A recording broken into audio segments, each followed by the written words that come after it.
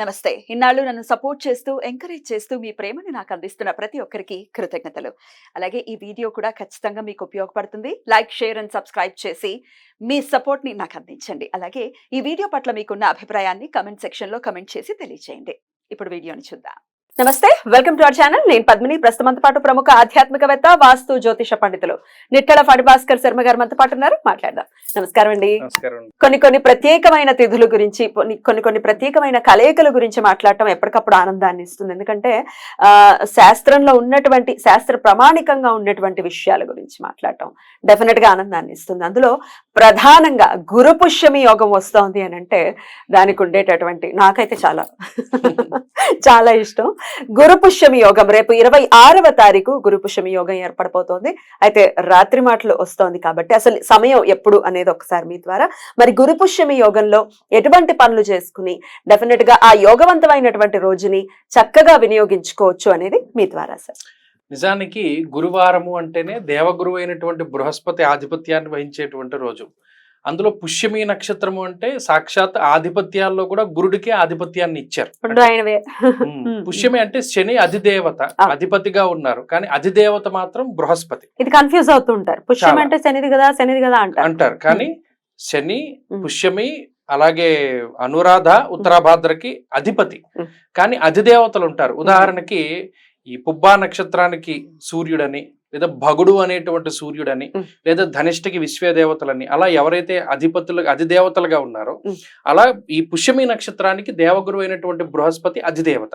ఇప్పుడు ఆ నక్షత్రము తిథి కలిపి వచ్చినప్పుడు ఆ కలయికకి ప్రాముఖ్యత ఎక్కువ. కానీ ఇందులో కొన్ని పనులు చెయ్యకూడదు, కొన్ని పనులు చెయ్యొచ్చు అని కూడా శాస్త్రం చెప్తోంది. అంటే ఈసారి వచ్చింది శూన్యమాసం కాబట్టి పెద్ద ముహూర్తాలు అవి ఇవ్వలేదు. కానీ ఈ మధ్యన కొంతమంది వివాహ ముహూర్తాలు, లేకపోతే గృహారంభ ముహూర్తాలు ఇవన్నీ కూడా ఇస్తున్నారు. గురు పుష్యమికి ఇవ్వకూడదు. ఎందుకంటే పుష్యమి నక్షత్రం మంచిదని చెప్తారు కదా వివాహానికి, కాదా? అసలు చేయకూడదు. చెయ్యకూడదా? అసలు వివాహం పనికిరాదు.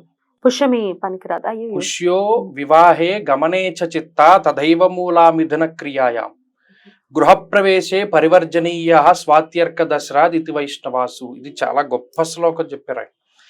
అలాగే ప్రవేశే శనిరోహిణి వివాహే గురు పుష్యేతు షాణ్మాసాం మరణం ధ్రువం అన్నాడు ఇంకొక చరిత్రకారుడు. ఈ ఋషులందరూ చెప్పినటువంటి మాట ఏంటి అంటే పుష్యో వివాహే గమనేచ చిత్త అంటే కొన్ని ప్రయాణానికి ఆనందాది యోగాలని మనం పట్టిక చూస్తూ ఉంటాం.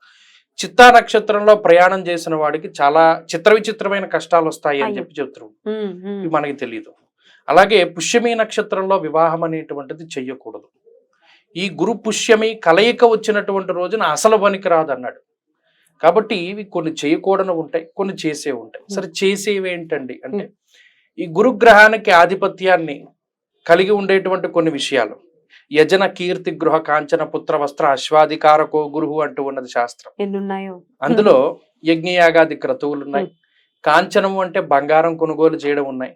అలాగే సంతానానికి సంబంధించిన విషయాలు కొన్ని ఉన్నాయి. ఇలా ఆయన ఆధిపత్యం వహించేటువంటివన్నీ కూడా అందులో చేయొచ్చు. ఇందులో పుష్యమి నక్షత్రం మరలా గృహారంభానికి పనికి రాదన్నాడు, ప్రవేశానికే పనికి వస్తుంది. శంకుస్థాపనకి పనికి రాదు, గృహ ప్రవేశానికి పనికి వస్తుంది. ఓకే, ఇలా ఒక్కొక్క దానికి ఒక్కొక్క ఎక్సెప్షన్. ఇప్పుడు ఇందులో ఏం చేయొచ్చు? బంగారం కొనుగోలు చేయొచ్చు. అంటే మనం ఎప్పుడైనా ఈ గురు పుష్య యోగంలో బంగారం కొనుగోలు చేస్తే తాకట్టు పెట్టుకోరు, ఆ బంగారం వారి దగ్గరే ఉంటుంది. అలాగే బళ్ళు, ఇళ్ళు, స్థలాలు, పొలాలు, ఇటువంటివన్నీ. అంటే మరలా ఇందులో తారాబలం అనేటువంటిది ముఖ్యం. వాళ్ళకు కుదిరితే తారాబలం ఆ రోజు కొనుక్కోవచ్చు. అవి కాకుండా యజ్ఞయాగాది క్రతువులు ప్రారంభించడానికి లేదా పూర్తి చేయడానికి కూడా ఇది చాలా గొప్ప యోగంగా మనం చెప్పవచ్చు. అయితే ఈసారి వచ్చేటువంటి ఈ యోగము రాత్రి 11:34 వస్తుంది. సూర్యోదయాత్తు లేదు. సూర్యోదయాత్తు లేకపోవడం వల్ల, రాత్రి రావడం వల్ల ఈ కలయిక అనేటువంటిది అంత ప్రయోజనకారి కాదు. ఆధ్యాత్మికంగా ఏమైనా ఆధ్యాత్మికంగా చేసుకోదలుచుకున్న వారు మనకి ఉదయం వారహ అంటే ఇవాళ సూర్యోదయం నుండి రేపు సూర్యోదయం వరకు ఒక రోజు. ఆ రోజులో మరి ఈ పుష్యమి నక్షత్రం 11:34 నుండి ఎర్లీ మార్నింగ్ వరకు ఉంటుంది కదా, సూర్యోదయం వరకు ఉంది. అప్పుడు ఒరిజినల్ గా ఇది వరకు కాలంలో కొన్ని రకాలైనటువంటి ఆయుర్వేద వనమూలికల సాధనలో కూడా ఈ పుష్యమి గురువారం కలిసి వచ్చిన రోజున కొన్ని వేర్లను తెచ్చుకోవడానికి సేకరించేవారు ఉండేది. అయితే కొన్ని మరుగున పడుతూ ఉన్నాయి. ఇది ఆధ్యాత్మికంగా గురువు యొక్క ఆరాధన చేయడానికి. మరి ఎప్పుడు చేయమంటారు? బ్రాహ్మీ ముహూర్తంలో చేసుకోవచ్చు. ఎప్పుడు బ్రాహ్మీ ముహూర్తం? తెల్లవారితే శుక్రవారం అనగా గురువారం రాత్రి 4-5 ఆ ప్రాంతంలో 4 నుంచి 5 ఆ ప్రాంతంలో చక్కగా దేవగురువు అయినటువంటి బృహస్పతి ఆరాధన గాని, లేదా దక్షిణామూర్తి ఆరాధన గాని, లేదా దత్తాత్రేయ స్వామి వారి యొక్క ఆరాధన గాని, దత్తావతారాల్లో ఏ ఆరాధన చేసినా మంచిది. అలా చేసుకోదలుచుకుంటే ఈ ఆరాధనలు చేస్తే గురుబలం పెరుగుతుంది. ఎలా అండి ఆరాధన ఎలా చేయమంటారు? ఆ రోజు లేవగానే చక్కగా స్నానాధికాలన్నీ పూర్తి చేసుకుని ఈ 4 నుండి 5 మధ్యలో స్తోత్ర పారాయణ చేయాలి. ముఖ్యంగా దక్షిణామూర్తి ఆరాధన చేస్తే దక్షిణామూర్తికి అభిముఖంగా కూర్చుని దీపారాధన చేసుకుని దక్షిణామూర్తి స్తోత్రాన్ని పారాయణ చేయాలి. అలాగే సిద్ధమంగళ స్తోత్రాన్ని చదువుకోవచ్చు. అలాగే దత్తాత్రేయ స్వామి వారి యొక్క స్తోత్రాలను చదువుకోవచ్చు. గురుచరిత్రల పారాయణ చేసుకోవచ్చును. ఇవన్నీ కూడా చాలా విశేషమైనటువంటి ఫలితాన్ని ఇస్తాయి. ఆ సమయంలో ఉంది కాబట్టి ఆ సమయంలో ఎందుకంటే మళ్ళీ మళ్ళీ వచ్చేటటువంటి పరిస్థితి ఉండదు, ఉన్నప్పుడు వినియోగించుకోవాలి. అందుకే నా ప్రశ్న కూడా అదే ఆరాధన విషయంలోనే అడిగానండి. ఇక గురు బలం లేదు ఈ జాతకులకి అనేది ఎలా కన్సిడర్ చేస్తారు? మీరు జాతకం చూసినప్పుడు ఎలా తెలుస్తుంది? గురువు యొక్క సంచారాన్ని మనం అనుకూలంగా చేసుకుని పలానా స్థానాల్లో గోచార రీత్యా గురుడు సంచారం చేస్తూ ఉన్నప్పుడు గురు బలం లేదు అని నిర్ధారణ చేస్తాం. లేదు జాతకంలో గురువు ఆయా స్థానాల్లో స్థితిని పొందినప్పుడు, ఆయా స్థానాలకి ఆధిపత్యాలను వహిస్తూ ఉన్నప్పుడు ఆయన ఉండేటువంటి స్థానస్థిత పరిస్థితుల్ని, అలాగే ఆయన ఉండేటువంటి నక్షత్రాన్ని, అలాగే షడ్వర్గుల్లో ఆయన ఉండేటువంటి స్థితిని, దృష్టుల్ని, వీటన్నిటిని పరిశీలన చేయాలి. చేసినప్పుడు వీడికి గురుబలం లేదురా, ఇతనికి గురుబలం ఉంది, ఈమెకు గురుబలం ఉంది. గురుబలం ఉంటే ఏమవుతుంది అంటే ఇందాక చెప్పుకున్నటువంటి కారకత్వాలు అన్ని ఆయన పుష్కలంగా ఇస్తారు. యజ్ఞయాగాది క్రతువులు జయినిస్తారు. ఎవరైతే ధనుర్లగ్నంలో గాని మీన లగ్నంలో గాని పుట్టినటువంటి వారు, ఉదాహరణకి మీన లగ్న జాతకులను చూసుకుంటే దశమంలో గురుడు ఉండగా పుట్టినటువంటి వారికి యజ్ఞయాగాది క్రతువులు అంటే చాలా ఇష్టంగా ఉంటుంది. మిగతా వారు చాలా కష్టపడినప్పటికీ వీరు అలవోకగా చాలా తేలిగ్గా యజ్ఞయాగాది క్రతువులు చేసేస్తారు. అటువంటి వారికి బాధ్యతలను గనక అప్పచెప్తే యజ్ఞయాగాది క్రతువులు వాళ్ళు పూర్తి చేయగలుగుతారు. అలాగే ఈ హంస మహాపురుష యోగాన్ని ఇచ్చేది కూడా గురుడే కాబట్టి అటు చదువులో కానీ, మేధస్సులో కానీ, ఇంకో దాంట్లో కానీ ఆయన పరిపూర్ణమైనటువంటి జ్ఞాన ప్రదాత. ఆయన జాతకంలో అనుకూలంగా ఉంటే చదువు కరతలామలకంగా వస్తుంది. అలాగే పూర్వం అభ్యసించినటువంటి శాస్త్రాలు, గత జన్మల్లో అభ్యసించినటువంటి శాస్త్రాల్లో కూడా ప్రవేశాన్ని జయినిస్తాడు. జ్యోతిష్ శాస్త్రం మొదలుకొని అనేక రకాలైనటువంటి శాస్త్రాల్లో ఆయన యొక్క అనుగ్రహం ఉంటే ఆ ప్రతిభ మనం కనబరచగలుగుతాం. అలాగే గ్రాస్పింగ్ పవర్, ఏకసంతాగ్రహి, ద్విసంత, ఇలా మనం అంటూ ఉంటాం కదా, దానికి కూడా గురుడే కారణం అవుతారు. అలాగే బృహస్పతి స్థితి లగ్నే దివ్యదేహో సుభాషిత, గురుడు లగ్నంలో ఉంటే దివ్యమైన దేహాన్ని ఇస్తాడు. కొంతమంది లావుగా ఉంటారు కానీ ఆరోగ్యంగా ఉంటారు, అటువంటి దానికి కూడా గురుడు కారణం. ప్రచుర పుత్ర కళత్ర సమన్విత సురగురు సుతగేహ గతేనరా అన్నారు.